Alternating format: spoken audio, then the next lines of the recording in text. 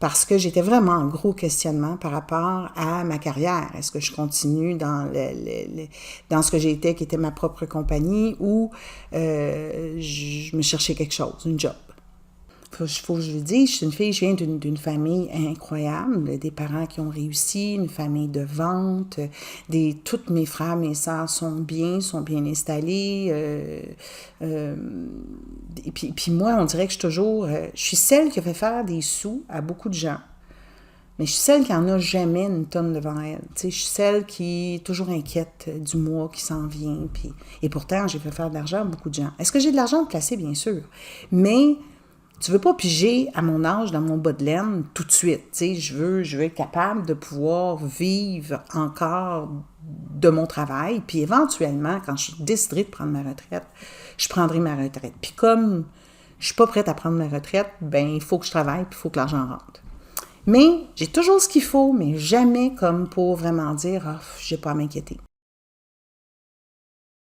Puis Martine pourra le dire, j'ai toujours été comme « Ce que ça me parle dans ma tête, c'est-tu moi qui l'imagine? Ou les images qui sortent de ma tête, c'est-tu moi qui l'imagine ou c'est réel? » Jusqu'à temps que je vois le bienfait de ce que ça fait, puis jusqu'à temps que je me rende compte que j'aurais pas pu imaginer cette scène-là au moment que ça arrivait, j'aurais pas pu.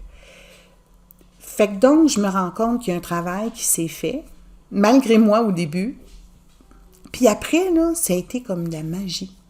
J'ai senti les pleurs d'oignons, ce que j'avais à l'intérieur s'en aller tranquillement. Puis je vais aller même plus loin que ça, c'est qu'à un moment donné, quand tu vis ce moment-là, moi, j'étais une personne, je parlais beaucoup toute seule. Je suis toute seule, fait que je parle toute seule. Mais, ou si j'ai un conflit que je vis, ben j'étais portée à cacasser tout seul. Puis quand j'arrivais devant la personne avec qui j'avais, mettons, le conflit, ben c'est comme si c'était réglé dans ma tête, fait que j'en parlais plus. Alors, tout d'un coup, je me suis mis à être moins... Je suis vraiment anxieuse. Je suis de ceux qui ne dorment pas, je suis de ceux qui s'inquiètent, je suis de ceux qui s'inquiètent pour son monde qu'elle aime, je suis de ceux... L'anxiété s'est mise à s'en aller. Il y a trois grosses choses. L'anxiété s'est mise à s'en aller. J'ai plus peur. Je fonce, puis je pense à mon travail. Je rumine plus.